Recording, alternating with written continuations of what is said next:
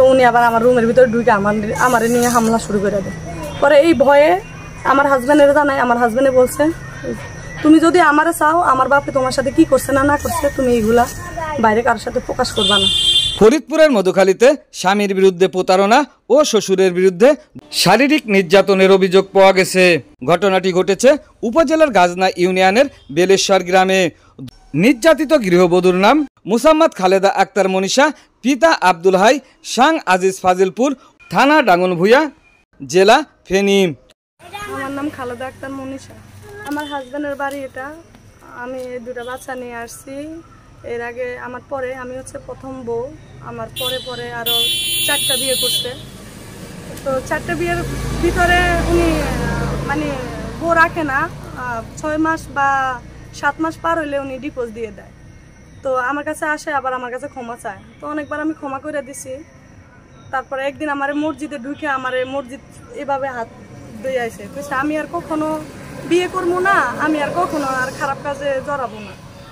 পরে আমি ওরে বিশ্বাস করছি, আবার কোরআন শরীফের আইনে আমার বুকের ভিতরে দিছে, বা এই কোরআনের বিশ্বাস করো, এই কোরআনের যদি বিশ্বাস করো তাহলে তুমি আমার বিশ্বাস করতে পারো। তখন ওরে বিশ্বাস করে মানে আবারও মানে ভুল করছি। এই 2টা বাচ্চা হয়েছে। এখন আবার একটা হিন্দু মেয়ে বিয়ে করে আইনে আবার ঘরে রাখছে। আমার ঘরে ঢুকতে দেয় না। আমরা ভিতরে ঢুকতে চাইছি, ভিতরে ঢুকতে দেয় না। আমরা সারা রাত ধরে আপনি বাইরে ছিলাম, এই মাটিতে ঘুমাইছি। বাচ্চা কাচ্চা 2জন বুকে নিয়ে এখানে ঘুমাইছি, কিন্তু কেউ একজন বলে নাই যে আসো ঘরে আসো বা ঘরে ভিতরে আসো। আমার নাতিগুলা কান্না করতেছে, নাতিগুলারে নিয়ে ঘরে যাও, এটা বলে নাই কেউ। তো আসলে আমি কপাল ভরে দুঃখ, আমার একটা মানে মারপেটের ভাই নাই, আমার আদরও পাই নাই। তো এই সংসারে আসছি, শ্বশুরের বাবা ডাকছি।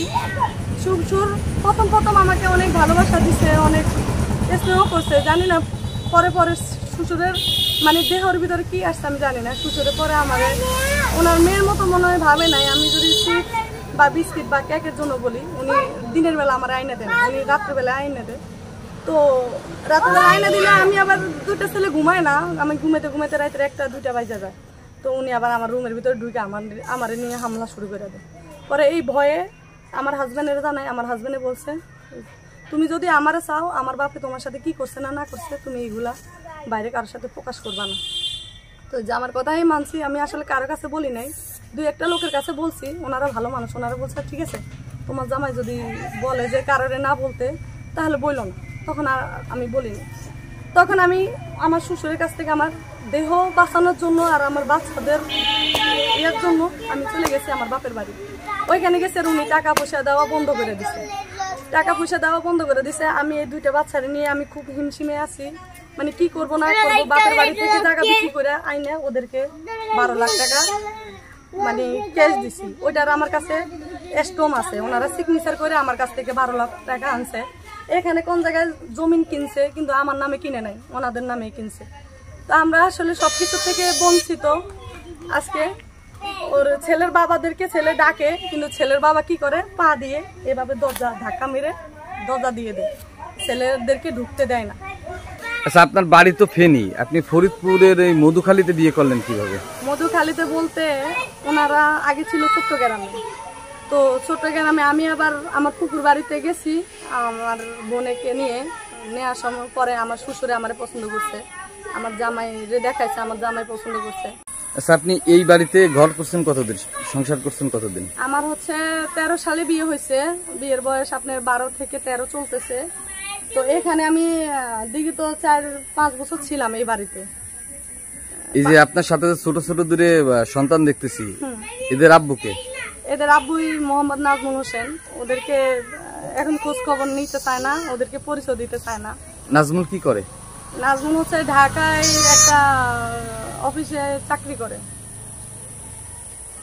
আচ্ছা, আপনি আপনার কথার মধ্যে একটা কথা বলে গেছেন, আপনার শ্বশুর আপনাকে শারীরিকভাবে নির্যাতন করে। এ পর্যন্ত সে কয়বার করছে? উনি একবারই করছে। আমার শাশুড়ি ধরে রাখছে, একলা বাড়ি তো, আমি চিল্লাইছিলাম, কেউ শুনে নাই। পরে আমার শাশুড়ি যায় আমার ধরছে, আমার পাশা ধরছে, এখানেও আমার এখনো দাগটা আছে, ওইটা যায় নাই। একদিনে আমারে ভালো করে নির্যাতন করছে। পরে আমি ওই ভয়ে আমি এই বাড়ি থেকে চলে গেছি। এমনি আপনি কিছুদিন ধরে এই আমার সাথে মানে এমনি ধরে মানে কথা বলতে চায়, কিন্তু আমি এগুলো বুঝতাম না। আমি মনে করতাম যে ওনার একটা মেয়ে আছে, আমি আরেকটা মেয়ে, আমি এটা ভাবছি। এখন আজকে যখন শুনি যে উনি হিন্দু মেয়ে বিয়ে করে ঘরে নিয়ে আসছে, আমি সোজা বাড়িতে চলে আসি।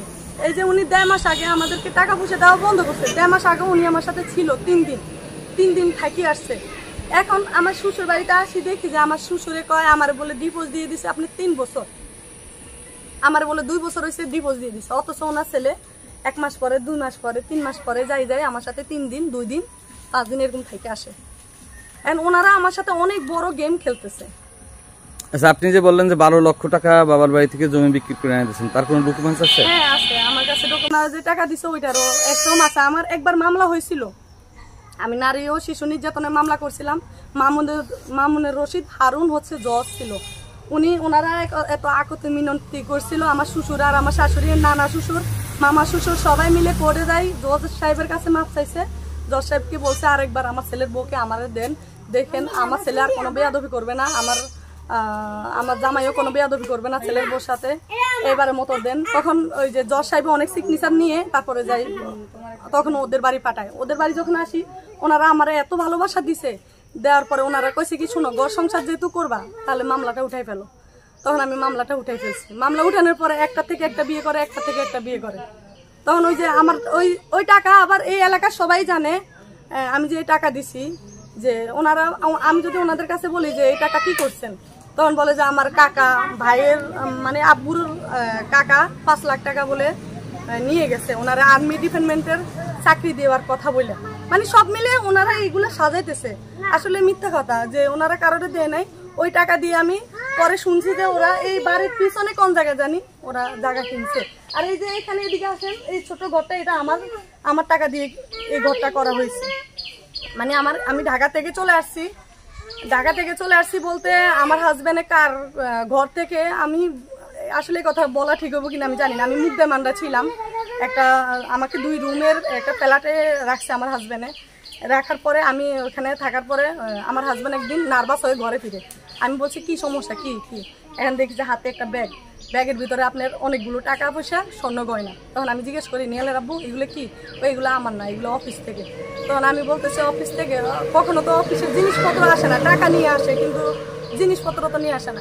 তখন উনি কি করছে, বাড়িওয়ালার সাথে কথা বলে উনি ওই ঘরটা ছাইড়া দিছে। সাথে সাথে মিথ্যা কথা বলছে। উনি বলছে কি আমার বলে আবার বাচ্চা হইব, কিন্তু আমার দোনোটা বাচ্চা জমজের মতনই ছোট ছিল, দুধ খায়, কিন্তু বাড়িওয়ালার কাছে মিথ্যা কথা বলে আনছে আমার নাকি আবার বাচ্চা হইব, এই কারণে উনি আমার নিয়ে আসছে। কিন্তু মিথ্যা কথা, উনি অনেকগুলো টাকা পয়সা গয়না কার কাছ থেকে চুরি করে আইনা উনি ওইখান থেকে পালাইছে। তখন এই পর্যায়ে এই বাড়িতে আসছি আমি, এই বাড়িতে উঠছি। এই বাড়িতে উঠার পরে এইখান দিয়ে একটা ছোট্ট একটা ঘর আছে, 2 রুমের ঘর। ওই ঘরটাই আমার বোনের টেলারি করছে, আমার বোনের থেকে কিস্তির উপরে টাকা নিচ্ছে, টাকা নিয়ে আমরা এই ঘরটা দেখছি। এখন কিছুদিন পরে ওনারা আমার এই ঘর থেকেও বাইর করে দিচ্ছে। মানে আমার শ্বশুর যখন হামলা করতেছে তখন আমি বাইরে গেছি আমার নিজের ইজ্জত বাঁচানোর জন্য। আমার হাজবেন্ডে বলছে তুমি কারো কাছে বলবা না, যদি তুমি আমারে চাও কারো কাছে বলবা না। উনি আমার কোরআন শরীফও চাইছে, মসজিদ ছুঁয়েও কথা দিছে, আমার বাবার কথা কখনো কারোর বলবা না, তুমি আমার কাছে যা চাও আমি তাই দেব। এখন আমি কেন না মুখ খুলতেছি, আমি যখন দেখতেছি উনি এক এক করে 4টা-5টা বিয়ে করছে, আমি এটার প্রমাণ ডকুমেন্ট দিতে পারবো কোন কোন জায়গায় বিয়ে করছে, এটার সবকিছু আমার কাছে আছে। এখন দেখি যে একটা হিন্দু মহিলা বিয়ে করে ঘরে রাখছে। আমার ছেলে কালকে ঢুকতে চাইছে, দাদির কাছে পানি চাইছে, দাদি পানি দেয় নাই। আমিও অনেকবার পানি চাইছি, পানি দেয় নাই। আমার কইতেছে তোমার 2 বছর আগে ডিভোর্স হয়ে গেছে, তুমি এখানে সিগনেচার করো, এই কাগজে সিগনেচার করো। আমি তখন বলি যে আমার কাছ থেকে যে এইগুলো টাকা আনছেন আর আপনার ছেলে যে 2 মাস 1.5 মাস পরে যাই আমার সাথে থাইকে আসে, তাইলে এটা কি আপনাদের ফেলান যে ডিভোর্সের পরে যাই আমার সাথে থাইকে আসেন? ডিভোর্সের কাগজ কি আপনি পাইছেন? না, আমার বাড়িতে কোনো ডিভোর্স পেপার যায় নাই। উনি কালকে কোথা থেকে একটা কাগজ আইনা আমার কইতেছে এখানে সাইন করো। রাত্রে কোথায় ছিলে, কোথায় ঘুমাইছিলে রাত্রে? এই মাটির ভিতরে বুরগা বিছাইয়া। মাটির ভিতরে কি বিছাইয়া? বুরগা বিছাইয়া। বুরকা বিছাইয়া। রাত্রে কি তোমার কেউ খাবার, দাদা দাদি কি খাবার দিয়েছে? না, আমরা এই মাটিগুলা খাইছি। প্রতারক স্বামীর নাম মোহাম্মদ নাজমুল হোসেন, পিতা মোহাম্মদ মিজানুর রহমান মঞ্জু, অভিযুক্ত শ্বশুরের নাম মোহাম্মদ মিজানুর রহমান মঞ্জু, উভয় সাং বেলেশ্বর, থানা মধুখালী, জেলা ফরিদপুর। অভিযুক্ত নাজমুল হোসেনের বাড়িতে গিয়ে তাকে পাওয়া যায়নি, তবে নির্যাতনের কথা অস্বীকার করেছে শ্বশুর মিজানুর রহমান মঞ্জু। নাম আপনার? মিজানুর রহমান। মিজানুর রহমান মজনু। আচ্ছা, খালেদা আক্তার বর্ষা আপনার কি হয়? কি হয় আপনার? এক সময় ছিল বিটার বউ, ছেলের বউ ছিল। এখন এখন না, ডিভোর্স হয়ে গেছে। ডিভোর্স হয়ে গেছে। আচ্ছা, আপনার ছেলের নাম কি? নাজমুল আচ্ছা, নাজমুল। নাজমুল এ পর্যন্ত বিয়ে করছে কয়টা? দুটি, দুইটা। সর্বশেষ বিয়ে কোথায় করছে? ঢাকা। ঢাকাতে। যে আমরা শুনলাম যে এলাকা থেকে একটা হিন্দু মেয়ে বিয়ে করছে। সেটা শুনলে আপনার, সেটা শুনে সেটা আপনি বিশ্বাস করবেন। আপনি যেটা শুনছেন সেইটা, আমি যেটা বলি সেইটা। আচ্ছা, আপনার এই বিটার বউ আপনার বিরুদ্ধে অভিযোগ দিছে, আপনি তাকে গায়ে হাত দিয়েছেন বা তাকে রেপ করছেন, এই বিষয়টা কতদূর সত্য? এ সম্পূর্ণ মিথ্যা কথা বলছে। বিটার বউর পরিবার থেকে 12 লক্ষ টাকা আনছেন। এই 12 লক্ষ টাকা আনছেন কেন এবং টাকা দিয়ে কি করছেন? তার থেকে কোনো টাকা আনিই নেই, তার ওকে কী করবে? তার থেকে কিসের টাকা আনবো? তার তো বিয়েই হয় না, বিয়ের সময় তো পায় না, তো টাকা আনবে কোনখান থেকে? এই মেয়ে তার বক্তব্যের মধ্যে বলছে বাড়িতে যে ঘরটা করা আছে এই ঘরটা তার টাকায় করা। সম্পূর্ণ মিথ্যা। সে যত সব কথা বলছে সম্পূর্ণ মিথ্যা। শুকতারা টিভি 24, সকল খবর সবার আগে।